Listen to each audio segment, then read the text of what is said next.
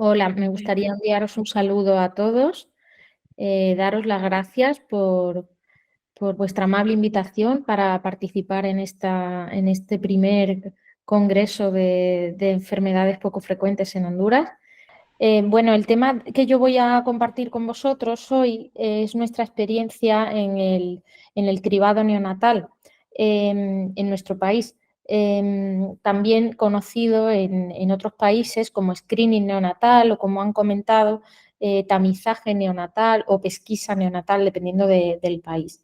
Y yo les hablaré de esta herramienta que probablemente es la herramienta más eficaz para la prevención de enfermedades poco frecuentes y cómo ha evolucionado los programas de cribado neonatal en España. Yo soy bioquímica clínica y soy la responsable del laboratorio de cribado neonatal del Hospital Regional Universitario de Málaga.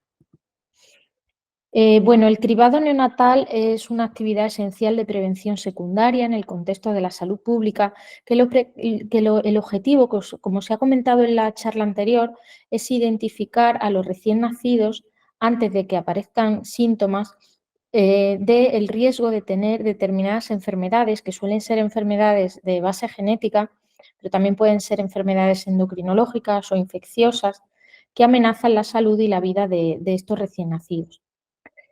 ¿Cómo se identificarían estas enfermedades? Mediante el uso de pruebas que son muy sencillas y que pueden ser aplicadas en los primeros días de vida, a fin de detectar precozmente la enfermedad instaurando un tratamiento eficaz a tiempo que permita eliminar o reducir significativamente la o mortalidad o la discapacidad que se asocia a esta enfermedad. Todas las enfermedades que detectamos en los programas de cribado neonatal son enfermedades poco frecuentes porque afectan a menos de 1 cada 2.000 recién nacidos.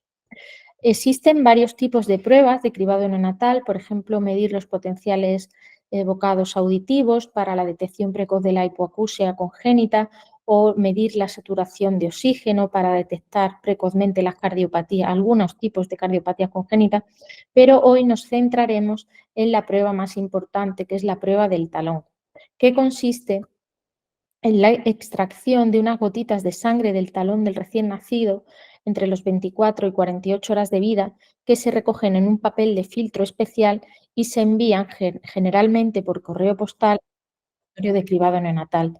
Allí vamos a realizar una serie de test bioquímicos o genéticos para detectar rápidamente estas enfermedades. Idealmente, todo el proceso de cribado neonatal, desde que nace el niño hasta que el laboratorio de cribado neonatal emite el informe de resultados, debería ser el tiempo de respuesta ideal de 1 semana, puesto que hay algunas de las enfermedades metabólicas que están incluidas en los programas pueden producir al recién nacido una descompensación metabólica y es muy importante detectarlas lo más rápidamente posible. Los programas de cribado neonatal no solo consisten en esta intervención, en realizar la prueba del talón, sino que realmente son un sistema integral de atención sanitaria compuesto por varios componentes, son 6 componentes, para que realmente de manera eficaz se le proporcione al recién nacido con una enfermedad poco frecuente un plan de atención sanitaria integral. Uno de estos componentes, que ya lo he comentado, es la propia parte del cribado, donde se recogen las muestras en el hospital o la maternidad de nacimiento y se transportan estas muestras de sangre en papel a los laboratorios de cribado, donde se van a hacer los análisis pertinentes. En el caso de que un recién nacido tenga un cribado positivo, hay que hacer unas pruebas diagnósticas de confirmación. A veces son, al tratarse de enfermedades poco frecuentes, necesarias pruebas bioquímicas, enzimáticas o genéticas que no están disponibles en todos los centros sanitarios, por lo que tendremos que trabajar con laboratorios de referencia que nos ofrezcan esta cartera de servicio de pruebas especiales y también con las unidades de genética que puedan hacer un asesoramiento genético a la familia, puesto que la mayoría de estas enfermedades son de origen genético. El tratamiento ha de realizarse en unidades clínicas especializadas en esa enfermedad o en ese grupo de enfermedades, teniendo en cuenta que algunas de estas enfermedades van a requerir además un manejo urgente. Y es muy importante el seguimiento clínico, tanto a corto plazo como a largo plazo del paciente. Estos pacientes, gracias a estos programas de detección precoz, pues su pronóstico, su calidad de vida han cambiado mucho, la esperanza de vida es mucho mayor gracias al cribado y hay que transicionar de la unidad pediátrica a la unidad de adultos de manera eficaz. El quinto componente sería la evaluación a través de una serie de indicadores de calidad establecidos por el programa que han de evaluarse periódicamente y donde se podrían detectar las deficiencias del programa y planificar acciones de mejora continua. Y el último componente, que es transversal a todo el sistema, sería la educación, es decir, la información que se le proporciona a las familias que participan en el programa y el entrenamiento o la formación continua a todos los profesionales implicados. No todas las enfermedades son candidatas a ser incluidas en un programa de cribado poblacional. Como se ha comentado anteriormente, estas enfermedades deben de cumplir una serie de requisitos que ya fueron establecidos por la OMS a finales de los años 60, y es que estas enfermedades deben ser enfermedades graves, que realmente supongan un problema de salud importante para el recién nacido y, a ser posible, que sean prevalentes, porque así se beneficiarían más recién nacidos. Otro criterio importante es que se conozca bien la historia natural de la enfermedad. ¿Qué ocurre si un niño es tratado precozmente o no lo es? ¿Qué consecuencias va a tener para él? También es ideal que la enfermedad tenga una etapa sintomática latente, es decir, que exista un periodo en el que no aparezcan los síntomas cuando el niño nace, en el que tengamos la oportunidad de intervenir. Que exista una prueba de cribado que pueda detectarla precozmente desde el nacimiento, y también que exista la evidencia clínica del beneficio de un tratamiento precoz. Por supuesto, los estudios de coste-efectividad también son muy importantes en los programas de cribado neonatal, puesto que salud pública debe priorizar en qué inversiones va a realizar, en qué intervenciones que realmente sean coste-efectivas. En la historia del cribado neonatal se han producido importantes avances, que son los que he señalado aquí, pero me gustaría destacar dos, porque ha habido, desde mi punto de vista, dos grandes revoluciones en la historia del cribado neonatal. La primera en el año 63, cuando Robert Guthrie, un microbiólogo americano, desarrolló el método de la sangre seca en papel, un ensayo para medir la fenilalanina, que está elevada, este aminoácido está elevado en una enfermedad metabólica que es la fenilcetonuria. Este espécimen de sangre seca en papel y este ensayo que desarrolló Robert Guthrie fue fundamental para expandir los programas de cribado neonatal por las grandes ventajas que tiene detectar precozmente esta enfermedad y el propio espécimen de sangre seca. Y el segundo gran hito o segunda gran revolución en la historia de los programas de cribado neonatal fue la introducción de una nueva tecnología en los laboratorios de cribado neonatal, que es la espectrometría de masas en tándem, a finales de los años 90. Esta tecnología permitía detectar en un solo ensayo analítico no solo una enfermedad metabólica, que era la fenilcetonuria, sino también decenas de enfermedades metabólicas simultáneamente. Probablemente en la próxima década pues veremos una tercera revolución, que ya está siendo que la introducción de la secuenciación genómica en los laboratorios de cribado neonatal, pero eso todavía no hemos llegado a este punto. Como les decía, el espécimen de sangre seca capilar en papel tiene una serie de ventajas, y es que los metabolitos son muy estables por largos periodos de tiempo en este tipo de muestras, en la mayoría de los casos, se transportan muy fácilmente, se pueden almacenar también muy fácilmente, y cualquier persona con un mínimo entrenamiento puede recoger este tipo de espécimen. Se hace un cortecito en la cara lateral del talón, de manera que sea un corte amplio y poco profundo, con idea de que el niño sangre bien, pero que no le moleste el corte. Y se puede recoger con estos dispositivos especiales que se utilizan bastante cantidad de sangre sin provocarle apenas molestia al bebé.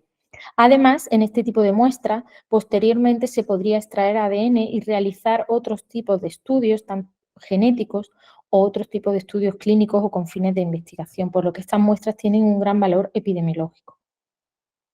Pero el cribado neonatal también tiene limitaciones. Nosotros en cada mancha, en cada gota de sangre en papel, vamos a taladrar una serie de discos de 3 milímetros de diámetro, que son estos que observan en la fotografía, para cada uno de los ensayos que realizamos en el laboratorio de cribado neonatal. Y en realidad estamos estimando la cantidad de sangre que hay en cada disco de 3 milímetros de diámetro. Por tanto, el análisis que estamos haciendo no es muy preciso a nivel cuantitativo. Se considera, por tanto, una prueba de sospecha o de riesgo de enfermedad, pero no una prueba diagnóstica. Posteriormente serían necesarios realizar estudios de confirmación para confirmar o descartar la presencia de la enfermedad que se sospecha. En el laboratorio de cribado neonatal ha evolucionado mucho en las últimas décadas y se han introducido diferentes tecnologías. Como pueden ver en esta imagen, nosotros taladramos los discos de sangre, en la imagen que tiene una señora que está taladrando, estos dispositivos automáticos que taladran los discos directamente a unas microplacas de 96 pocillos. Es el formato con el que habitualmente trabajamos. Estas placas pueden ir sin completamente vacías o en algunos casos hay química dentro de esas placas para los ensayos que necesitamos. Y utilizamos diferentes técnicas, algunas más tradicionales como los ensayos fluorimétricos o los fluoroinmunoensayos y otros más novedosos como la cromatografía líquida de alta precisión, la espectrometría de masas en tándem o la PCR cuantitativa. Hemos pasado, antes de la espectrometría de masas en tándem, a lo que se consideraba cribado neonatal clásico, es decir, un disco de sangre y el análisis de un biomarcador por cada ensayo para detectar una sola enfermedad, por ejemplo, la hormona tirotropina para el hipotiroidismo congénito o el trisinógeno inmunoreactivo para la fibrosis quística. Hemos pasado a las plataformas múltiples, como la espectrometría de masas en tándem. Para el cribado metabólico es lo que se conoce como cribado neonatal ampliado o expandido, de la traducción al inglés, Expanded Newborn Screening, que a partir de un disco de sangre podemos analizar en un solo ensayo simultáneamente múltiples marcadores, que son aminoácidos y acilcarnitinas, y nos va a detectar múltiples enfermedades metabólicas hereditarias, no solo la fenilcetonuria, sino también otras aminoacidopatías, los defectos de la beta-oxidación de los ácidos grasos y las acidemias orgánicas. En España, el cribado neonatal comenzó a finales de los años 60 en la provincia de Granada. Fue un proyecto liderado por el profesor Mayor Zaragoza y por la doctora Magdalena Ugarte, que hicieron el primer piloto para la fenilcetonuria en nuestro país. Ellos consiguieron que se visibilizara y se sensibilizara a los políticos para implementar este cribado a lo largo de todo el país. Y ya por fin, después de mucho esfuerzo y mucho trabajo, en el año 82 se transfirieron presupuestos a todas las regiones, que son las comunidades autónomas de nuestro país, para cribar dos enfermedades que, si no se tratan y detectan precozmente, producen una discapacidad intelectual irreversible, como son el hipotiroidismo congénito y la fenilcetonuria. Posteriormente se fueron implementando algunos cribados más en cada región y es la región de Galicia la que por primera vez introduce el cribado neonatal ampliado, es decir, la espectrometría de masas. Y tímidamente en los años posteriores nos vamos sumando otras comunidades, otras regiones como Andalucía, Aragón, Murcia, etcétera. ¿Qué ocurre? Que alrededor del año 2012-2013 había una gran heterogeneidad en las regiones. Algunas habíamos implementado la espectrometría de masas con más de 25 enfermedades cribadas y en otros programas solo se estaban cribando las dos que tradicionalmente se venían cribando. Es por esto que el Ministerio de Sanidad decidió intervenir en el año 2012 para actualizar, definir y concretar una cartera común básica de servicios del Sistema Nacional de Salud, es decir, seleccionar qué enfermedades debían ser obligatorias y que se realizaran en todas las regiones con el objetivo de armonizar los programas de cribado neonatal en nuestro país, que, como les decía, dependen de cada región. Se evaluaron 16 enfermedades para la cartera común básica en base a unos criterios que estaban basados en las características de cada enfermedad, en la prueba de cribado, en el diagnóstico y en el tratamiento y en las características del programa de cribado. Y también se pidieron informes de efectividad clínica y de coste-efectividad a las agencias de evaluación de tecnologías sanitarias.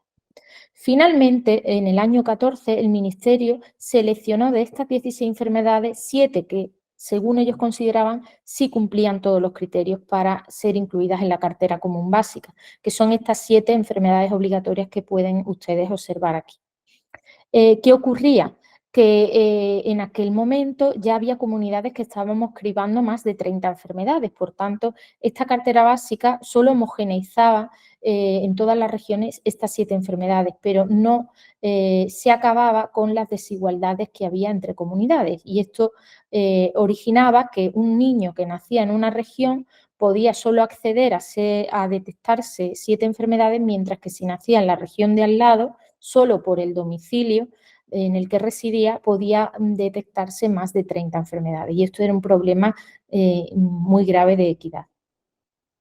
En 2014 la situación del cribado neonatal en España y actual todavía es que existen 19 programas, tantos como regiones, y 15 laboratorios de cribado neonatal en nuestro país, porque no todas las regiones tienen su propio laboratorio, porque algunas tienen muy pocos nacimientos y envían las muestras de sangre seca a laboratorios que están en otras regiones. Concretamente, en nuestra región, en Andalucía, hay 2 laboratorios de cribado neonatal. Es la única región que tiene dos laboratorios. Uno en Málaga, en nuestro hospital, para la región de Andalucía Oriental, y otro en Sevilla para Andalucía Occidental. En conjunto, cribamos unos 70.000 recién nacidos al año. Y esta es otra imagen con datos de 2021, no son muy actuales porque además influye mucho en cómo se cuentan las enfermedades. A veces no se comparan bien según el tipo, el grupo de enfermedades al que pertenecen, pero es para que en una imagen vean las desigualdades que a día de hoy todavía existen entre comunidades en cuanto al número de enfermedades que se criban. Aquí pueden ver la cartera de servicios de nuestro programa de cribado neonatal en Andalucía. Es uno de los programas más amplios, con 32 enfermedades, incluyendo pues, las que se detectan por espectrometría de masas, el hipotiroidismo congénito, la fibrosis quística y las hemoglobinopatías. Y aquí pueden ver en nuestra comunidad los pasos que hemos ido dando para ir implementando, ir mejorando el cribado. Desde que el año 2010, que fue cuando introdujimos el cribado ampliado, a 2011, donde comenzamos con la fibrosis quística, en 2014 mejoramos el cribado de la tirosinemia tipo 1 y en 2018 pues implantamos las hemoglobinopatías. Y me gustaría comentar brevemente, porque no les puedo hablar de todas las enfermedades que cribamos, porque son muchas, pero sí 2 enfermedades que tienen una afectación hepática principal. Una de ellas es la tirosinemia tipo 1. La tirosinemia tipo 1 es una enfermedad muy poco frecuente, afecta aproximadamente a uno cada 250.000 recién nacidos y se produce por la deficiencia de fumaril acetoacetato hidrolasa. Produce un periodo de latencia presintomático. El niño las primeras semanas, los primeros meses de vida, está completamente asintomático en todos los casos y suele debutar con una forma infantil que produce un fallo hepático grave en niños lactantes pequeños. Es decir, es una enfermedad que no da ningún síntoma y de repente se puede manifestar con una insuficiencia hepática aguda que en muchos casos puede suponer la necesidad de un trasplante hepático o que puede, si no se llega a tiempo, producir el fallecimiento del paciente. Además, este fallo hepático se suele acompañar de otros síntomas como vómito, fallo de crecimiento, irritabilidad, letargia, hepatomegalia, ascitis, algunos síntomas neurológicos y algunos síntomas nefropáticos. Si se detecta precozmente, existe un tratamiento muy eficaz que es la nitinisona. En realidad, la nitinisona es un extracto de una planta, que he puesto aquí la imagen de la planta porque no sé si ustedes la habrán visto esta planta alguna vez. Nosotros es una planta ornamental, decorativa, que está en muchos parques, en muchos jardines de aquí de nuestro país. Entonces llama la atención que este medicamento se pueda extraer de una planta que se utiliza desde el punto de vista de la jardinería, ¿no? Y es que esta planta tiene muchos extractos herbicidas, pesticidas, y uno de ellos es la nitinisona. Y se descubrió que este fármaco era eficaz para combatir los metabolitos tóxicos que se producen en esta enfermedad. Pero, sin embargo, si no se produce la detección y el tratamiento precoz, los pacientes en la forma crónica pueden desarrollar cirrosis que conlleve el trasplante hepático y a largo plazo pueden producir hepatocarcinoma.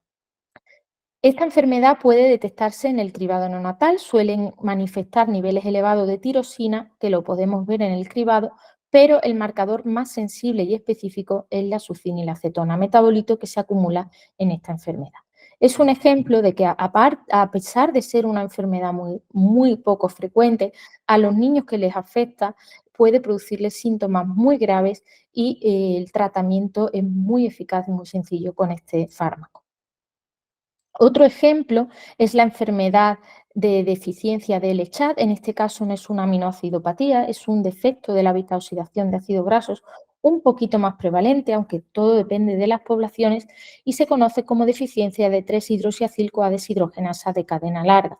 Como saben, muchos de los defectos de la beta oxidación, al igual que este, se caracterizan por presentarse con hipoglucemia hipocetósica, acidosis metabólica, disfunción hepática, cardiomiopatía y, en este caso, y es más específico de esta enfermedad, algunas alteraciones oftalmológicas, con el riesgo de que esta enfermedad puede producirse de manera súbita, sin que el niño haya tenido ningún síntoma las primeras semanas o los primeros meses de vida.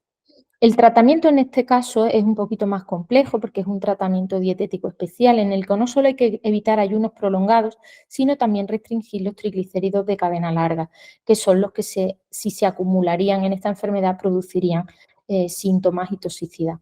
Habría que suplementar con triglicéridos de cadena media y con carnitina, y también hay un medicamento que es la triptanoína que se podría utilizar. El cribado ha demostrado que previene la mortalidad y también los episodios de crisis metabólica. Y es muy sencilla detectar esta enfermedad en el cribado neonatal. Hay varios marcadores, varias acilcarnitinas que son informativas, pero la 3-hidroxipalmitoilcarnitina es la más específica. Paso a presentarles ahora, en la última parte de mi presentación, los profesionales que componen la unidad clínica de enfermedades metabólicas congénitas de nuestro hospital. Como ven, es un equipo multidisciplinar y es muy importante que el abordaje se haga de manera interdisciplinar y que se contemple la transición a la edad adulta de los pacientes pediátricos con estas enfermedades. Como pueden ver, tenemos un internista en el equipo. El internista pues no siempre va a manejar bien las dietas y la nutrición de algunos pacientes que requieren estos tratamientos, por lo tanto también tenemos una especialista en endocrinología y nutrición en el equipo.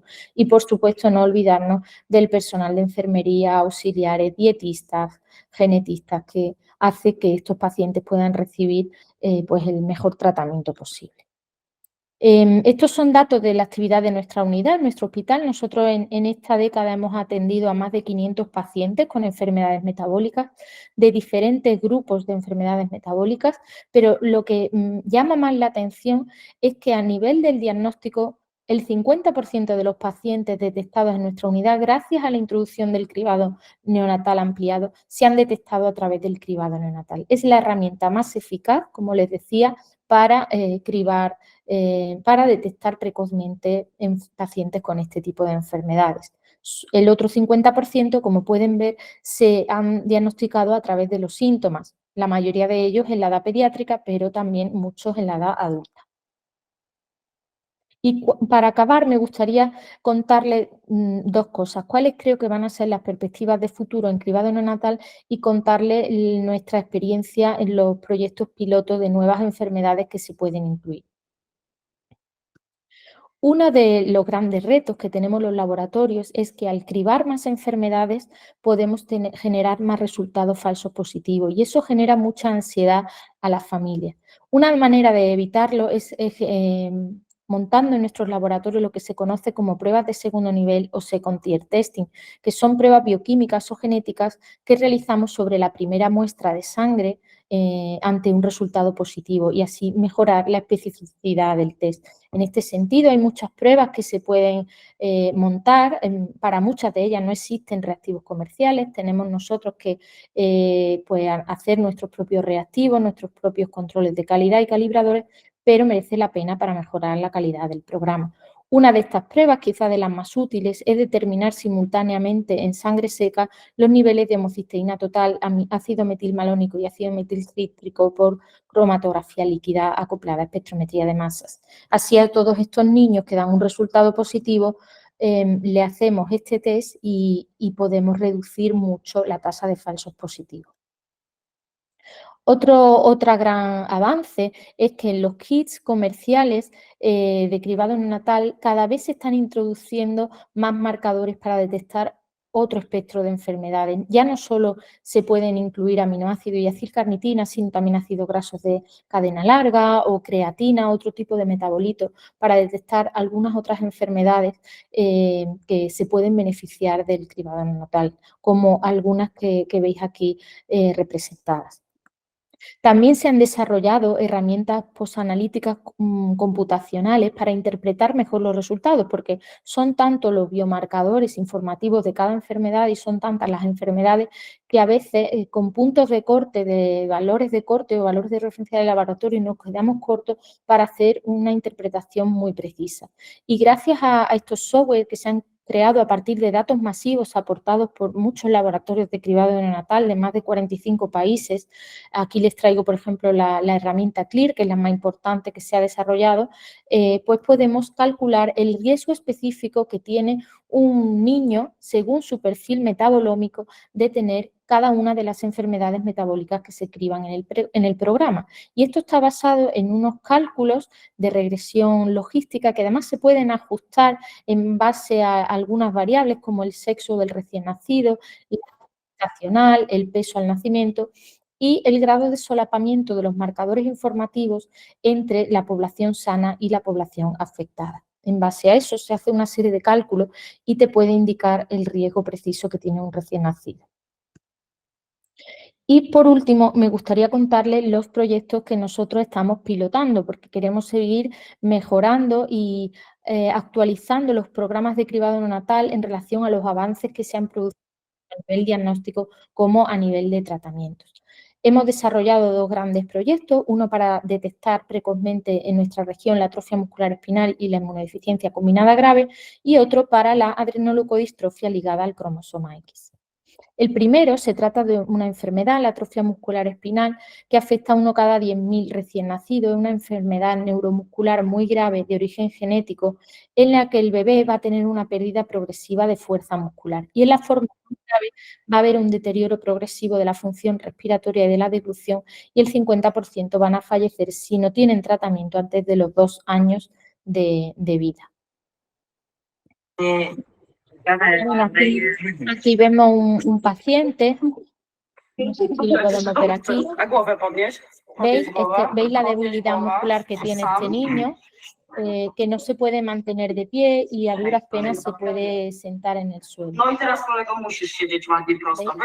porque este niño se diagnosticó a través de los síntomas y, ¿veis? Se puede sentar, está muy bien gracias a que se le aplicó un tratamiento rápido. Su hermana, que la veis mucho mejor, también tiene la misma enfermedad, pero ella se le diagnosticó al nacimiento gracias a que se sabía que ella tenía la enfermedad porque el hermano se había diagnosticado previamente. Este niño pues va a tener buena calidad de vida, pero nunca va a poder caminar. ¿Veis la postura hipotónica que tiene? Sin embargo, su hermana, cuando ya ha crecido, pues es una niña completamente sana, completamente normal, que puede caminar y que tiene una función motora pues, de un niño de su edad. La diferencia entre ellos, porque la genética es la misma, es que uno fue tratado después de ser diagnosticado a través de los síntomas, el hermano mayor, y la hermana pequeña fue diagnosticada diagnosticada y tratada desde el nacimiento. De ahí la importancia de la detección precoz de la enfermedad.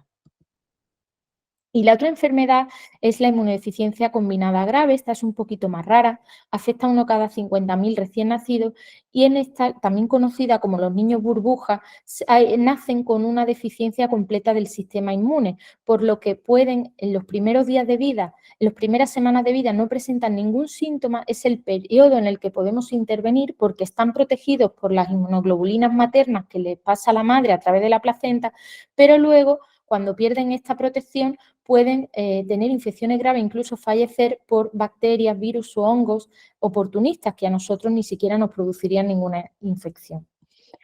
Existe un tratamiento curativo para restablecer el sistema inmune, que es el trasplante de células madre hematopoyéticas o trasplante de médula ósea, pero la mortalidad es sin cribado neonatal superior al 80% y con cribado neonatal inferior al 10%. De ahí la importancia de detectar también esta enfermedad.